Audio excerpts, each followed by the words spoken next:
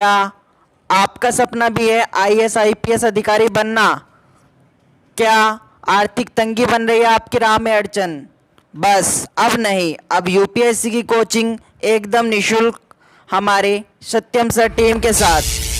हमारे चैनल को सब्सक्राइब दोस्तों, मैं करें। हूं आपके साथ सत्यम और आज हम चर्चा करने वाले हैं संविधान का निर्माण टॉपिक के बारे में। इससे पहले जो टॉपिक था वो मैं आपको पढ़ा चुका हूं, संविधान सभा। इससे पिछली प्लेलिस्ट में पढ़ा हुआ, जैसे आपने थंबनेल देखा है तो आप समझ चुके होंगे आज का टॉपिक कितना स्पेशल रहने वाला है फॉर प्रीलिम्स के लिए। तो आज मैं आपको सिर्फ इम्पोर्टेंट क्वेश्चन बताऊंगा, ज्यादा ना पढ़ाते हुए कम शब्दों में और कम चीजों के बारे में आपको बहुत ज्यादा समझाने की कोशिश करूंगा। तो वीडियो को अंत तक देखें और लाइक और कमेंट जरूर करें। और आइए शुरू करते हैं। सबसे पहले हम बात करते हैं संविधान का निर्माण, और संविधान के निर्माण की जब हम बात करते हैं किस प्रकार संविधान का ढांचा तैयार हुआ था उसके बारे में हम समझते हैं। तो उसमें सबसे पहले आपका क्वेश्चन आता है जो इम्पोर्टेंट होता है विगत परीक्षाओं के लिए, कि जो संविधान सभा के पहले स्थायी अध्यक्ष थे वो कौन थे। जैसे कि आप देख पा रहे हैं डॉक्टर राजेंद्र प्रसाद प्रथम जो स्थायी अध्यक्ष थे वो इसके चुने गए थे। तो ये इम्पोर्टेंट क्वेश्चन आता है, तो सभी बच्चे इसको नोट कर लेंगे। पहला क्वेश्चन क्या आता है, 11 दिसंबर 1946 को संविधान सभा के जो स्थायी अध्यक्ष थे डॉक्टर राजेंद्र प्रसाद वो चुने गए थे। ठीक है, इतना आप सभी को क्लियर है। उसके बाद बढ़ते हैं, जब संविधान सभा का निर्माण हो रहा था, संविधान का निर्माण हो रहा था तो संविधान सभा में आपस में बैठकर ये चर्चा की गई कि संवैधानिक सलाहकार अर्थात संवैधानिक मामलों का जो जानकार हो जिससे राय मशवरा लिया जाए वो कौन नियुक्त किया जाए। तो संवैधानिक सलाहकार, जैसे कि आप यहाँ पे देख पा रहे होंगे, ये भी इम्पोर्टेंट रहता है। संवैधानिक सलाहकार बी.एन. राव को नियुक्त किया गया। आप सभी इसको नोट कर लीजिए या इसका फोटो आप सभी खींच सकते हैं या स्क्रीनशॉट ले सकते हैं।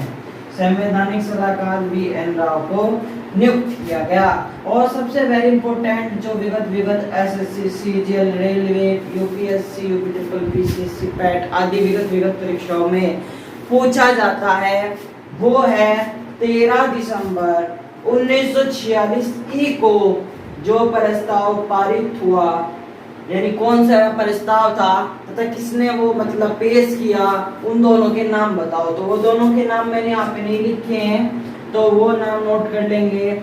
उसका नाम है उद्देश्य प्रस्ताव। क्या नाम है? उद्देश्य प्रस्ताव। जैसा कि आप सभी को पता होगा किसने पेश किया था, पेश करने वाले कौन थे, तो मैं शॉर्ट फॉर्म में लिख देता हूँ पीटी जवाहरलाल नेहरू। पीटी जवाहरलाल नेहरू,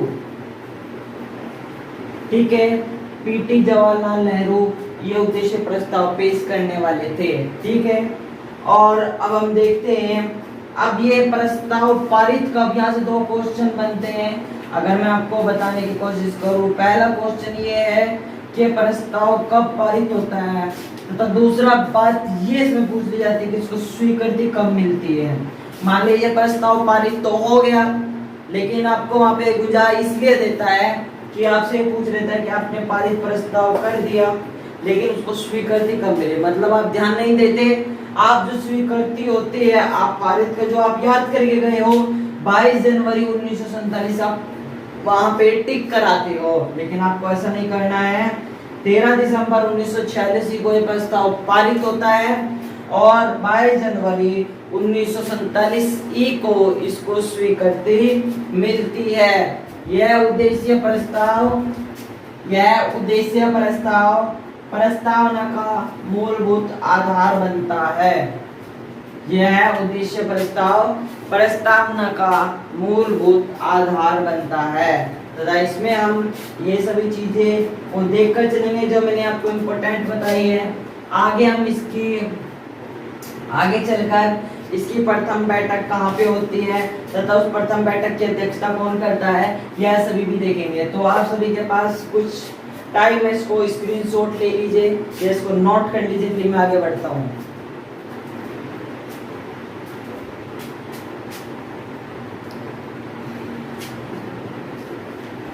तो ठीक है, आप सभी ने नोट कर लिया होगा। चलिए फिर आगे बढ़ते हैं। और आगे बढ़ते हुए मैं बात करूंगा इसकी प्रथम बैठक की। प्रथम बैठक के बारे में आपको बताऊंगा, संविधान निर्माण की जो प्रथम बैठक थी और जो इसकी 3 बैठक हुई, माउंटबेटन योजना, भारतीय स्वतंत्रता अधिनियम आदि सब चीजों के बारे में हम आज खुलकर चर्चा करने वाले हैं। तो सबसे पहले आपको क्या करना है, अपनी कॉपी में इस तरीके से डाल लेना है। इस तरीके से सभी अपनी कॉपी में डाल लीजिए बैठक और सन और का मतलब सन, कार्य मतलब क्या हुआ, कार्य और क्या हुआ, कार्य और क्या हुआ। तो सभी ने इस प्रकार डाल लीजिए अपनी कॉपी में।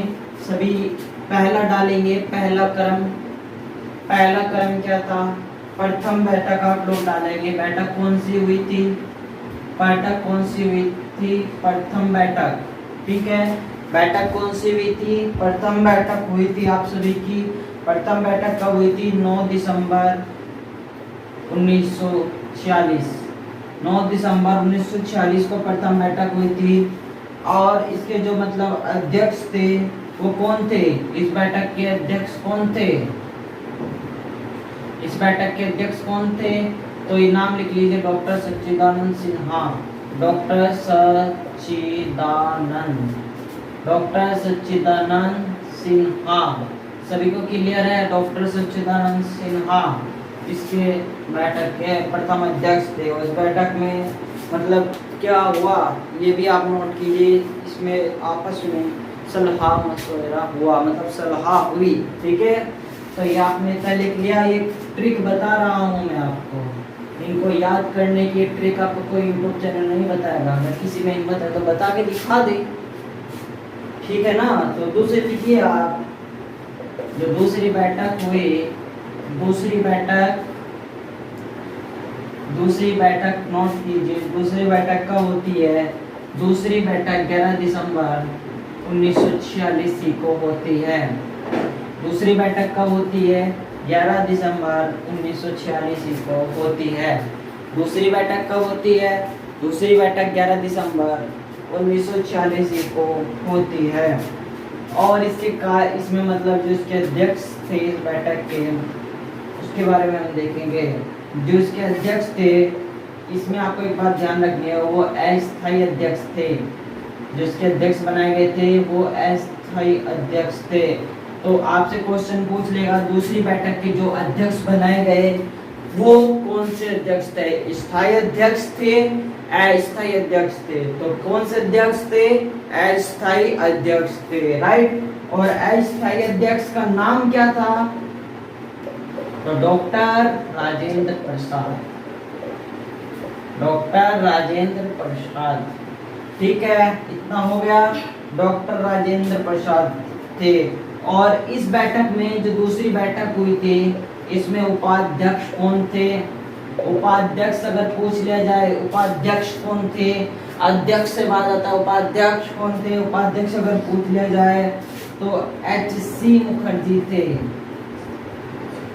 नोट कीजिएगा, एच.सी. मुखर्जी, एच.सी. मुखर्जी, एच.सी. मुखर्जी। ठीक है, उपाध्यक्ष कौन थे, एच.सी. मुखर्जी। संवैधानिक सलाहकार कौन थे, संवैधानिक सलाहकार, संवैधानिक सलाहकार अगर पूछ ले जाए कौन थे, वी.एन. राव। ठीक है, वी.एन. राव संवैधानिक सलाहकार थे। नंबर 3 पर हम आते हैं, तीसरी बैठक जब कहाँ होती है, कौन से सन में होती है, आइए इसको भी देखते हैं। इसके बाद होती है आपकी तीसरी बैठक, और तीसरी बैठक भी आपकी 13 दिसंबर 1946 को होती है। 13 दिसंबर 1946 को होती है। और पंडित जवाहरलाल नेहरू, नोट कीजिए, सभी नोट कीजिए, स्किप मत कीजिएगा, पंडित जवाहरलाल नेहरू। ठीक है, पंडित जवाहरलाल नेहरू ने इसमें क्या किया, पंडित जवाहरलाल नेहरू ने इसमें उद्देश्य प्रस्ताव, पंडित जवाहरलाल नेहरू ने इसमें उद्देश्य प्रस्ताव प्रस्तुत किया। ठीक है, तो इतना सभी बच्चे नोट कीजिए इसको जल्दी से जल्दी।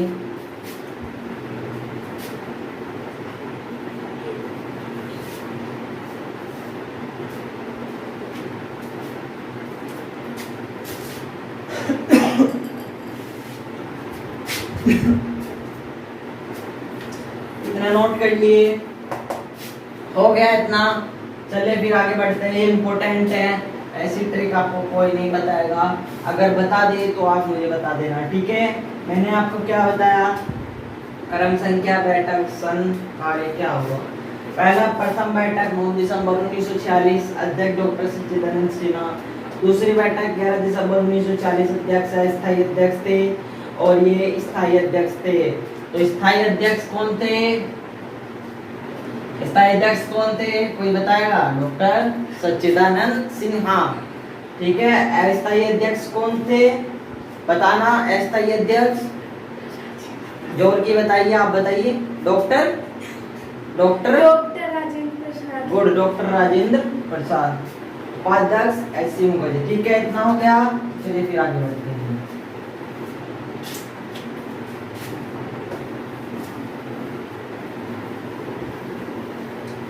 जल्दी जल्दी हम इसको खत्म करने की कोशिश करेंगे। माउंट बेटन योजना, very very important of this topic, right.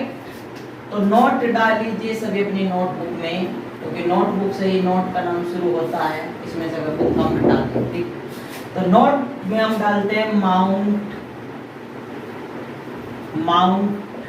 Batten योजना, माउंट बेटन योजना, राइट। माउंट बेटन योजना वेरी इंपॉर्टेंट। आखिर माउंट बेटन योजना क्या थी, मैं आपको एक बात बताता हूँ इस योजना के बारे में। 3 जून 1947 3 जून 1947 को 3 जून 1947 को भारत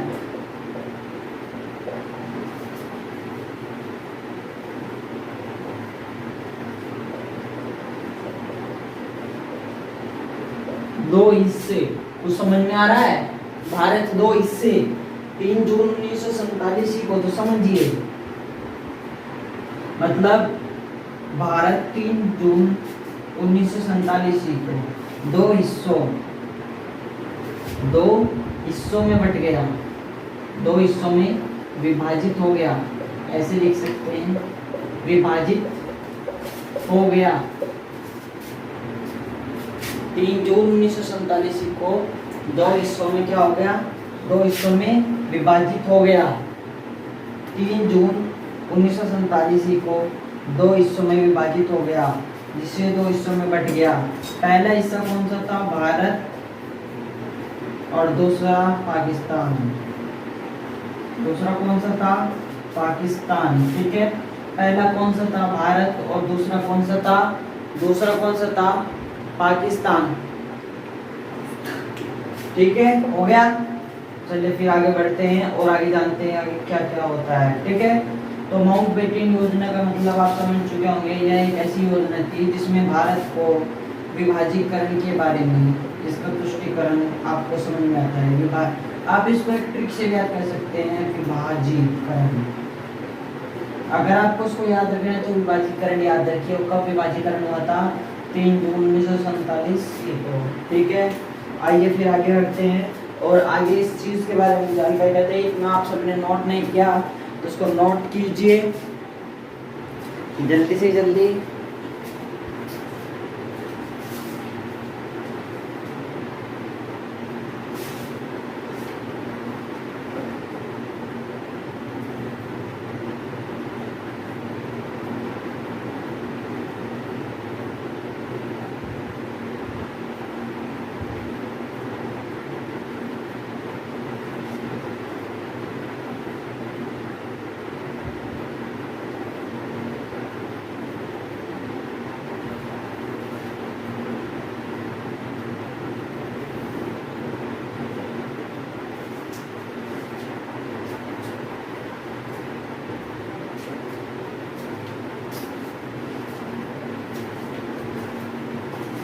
तो चलिए आप सभी को हो गया होगा आपसे क्या। देखो आपको एक बात बता देता हूँ मैं, इसमें कुछ मैंने छोड़ दिए हैं, इसमें तो मैंने क्रम छोड़ दिए हैं, क्रम मैंने इसमें छोड़ दिए, कुछ नाम मैंने इसमें छोड़ दिए हैं, तो उनकी मैं एक अलग वीडियो बनाऊंगा, वो डिजिटल तरीके से बनाऊंगा कि बोर्ड पर इतने सारे नाम लिख पाना संभव है, तो उसके लिए डिजिटल वीडियो आपको अलग से मिल जाएगी जब आएगी वीडियो प्ले लिस्ट में, तो तब तक आप उसको समझिए, ठीक है ना।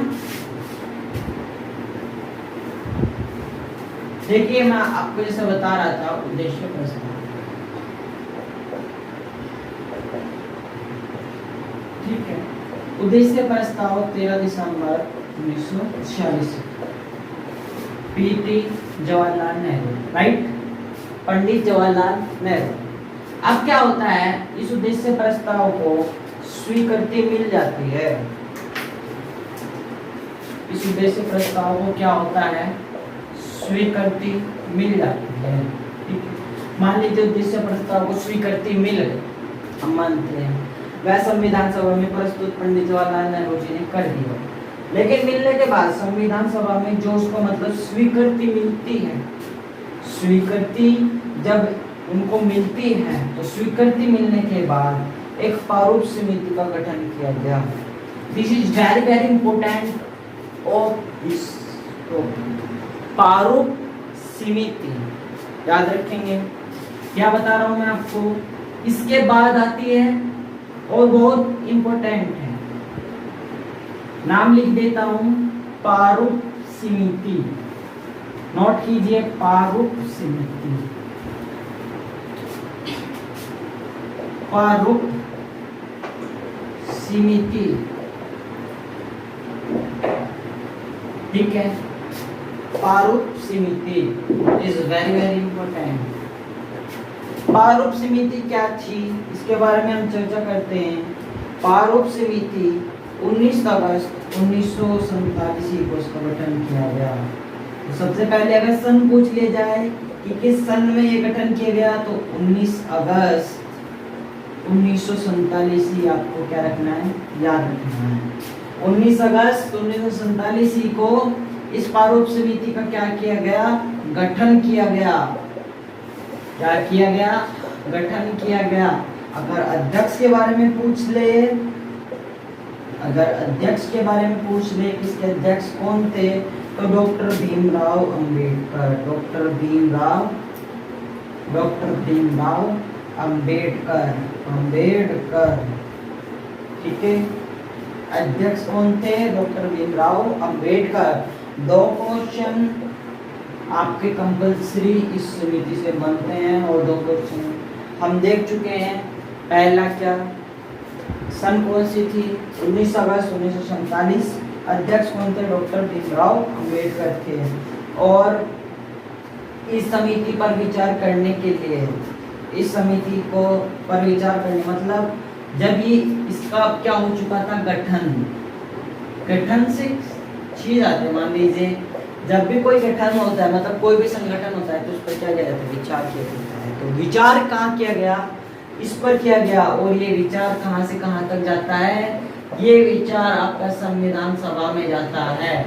और ये विचार जब आपका संविधान सभा में जाएगा, ये विचार जब आपका संविधान सभा में जाएगा, तो आपको पता होना चाहिए ये संविधान सभा में विचार कौन सी सन में जाता है। तो 21 फरवरी 1948 को, 21 फरवरी 1948 को सन नोट कीजिए। अब तक कौन कौन सी सन में आपको बता चुका हूँ। 13 दिसंबर 1946 से हमने शुरुआत की थी। 13 दिसंबर 1946 के बाद फिर हम आते हैं 19 अगस्त 1947, 19 अगस्त 1947, 19 अगस्त 1947 के बाद हम आते हैं 21 फरवरी 1948। तो ये देखिए, ये सन आपको इस प्रकार क्रम लिख लीजिएगा, क्योंकि मैं शुरू से पिछली वीडियो में क्रम वाइज सन लिखवाता आया हूँ, तो वो सन आप सभी नोट कीजिएगा, ठीक है। 21 फरवरी 1948 को ये संविधान सभा में क्या किया जाता है, प्रस्तुत किया जाता है या पेश किया जाता है, ठीक है, प्रस्तुत या पेश किया जाता है, जिसके कारण प्रारूप समिति का प्रथम वाचन 9 नवंबर 1948 को होता है। इस कार्यकाल में मतलब परोक्ष नीति पर काफी विचार हुआ और 9 नवंबर को संविधान सभा में ये मतलब पेश हुआ। ठीक है, तो आप सभी इसका मतलब नोट कीजिए एक इस प्रकार कोष्टक बना के कि मतलब क्या होता है जब उसको पेश करते हैं। तो जब उसको पेश करते हैं तो आप एक नोट कीजिए 9 नवंबर 1948 को प्रथम वाचन होता है इस पर, मतलब विचार, प्रथम वाचन का मतलब समझ गए, विचार विमर्श, आपस में विचार विमर्श। देखिए मेरे साथ पढ़ेंगे तो ऐसे हवा हवाई पढ़ेंगे, ठीक है। दूसरा आपको समझा देते हैं, दूसरा विचार विमर्श कब होता है, 15 नवंबर 1948 ईस्वी, ठीक है। 1948 में दूसरा विचार विमर्श होता है। और तीसरा जो होता है वो भी मैं आपको बता देता हूँ, तीसरा विचार विमर्श होता है 17 अक्टूबर 1949, ठीक। 15 नवंबर 1947 को दूसरा विचार विमर्श होता है, दूसरा वाचन होता है, दूसरा वाचन। और जो तीसरा वाचन होता है, तीसरा वाचन 17 अक्टूबर 1949 को होता है, ठीक है। तो इतना हम सभी जान चुके थे। ये मतलब इसको प्रस्तुत किया गया, इस पर विचार विमर्श हुआ और ये प्रथम वाचन, दूसरा वाचन, तीसरा वाचन, मतलब इसकी एक सुनवाई चलती रहेगी, इस समय में क्या क्या चीज़ें मतलब आएंगी। और उसके बाद होता क्या है, इतना सभी ने नोट कर लिया, जल्दी नोट कीजिए।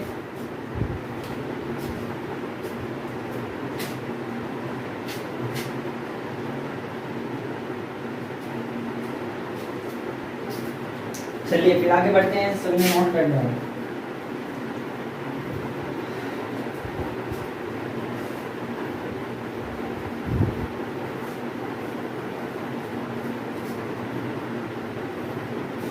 चलिए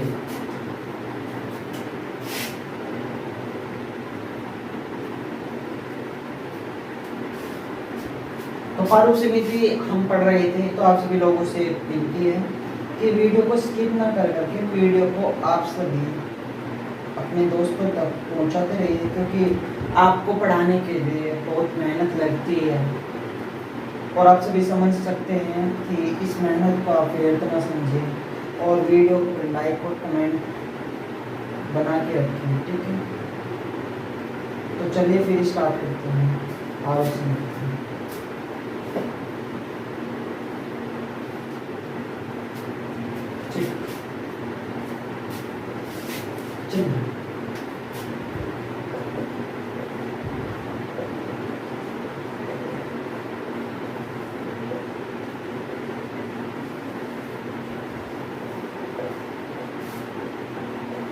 ठीक है, 9 नवंबर 1948 को भीमराव अंबेडकर, ठीक है, भीमराव अंबेडकर संविधान सभा में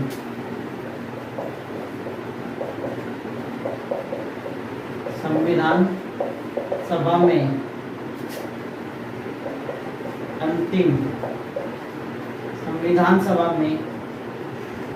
अंतिम प्रारूप पेश करते हैं।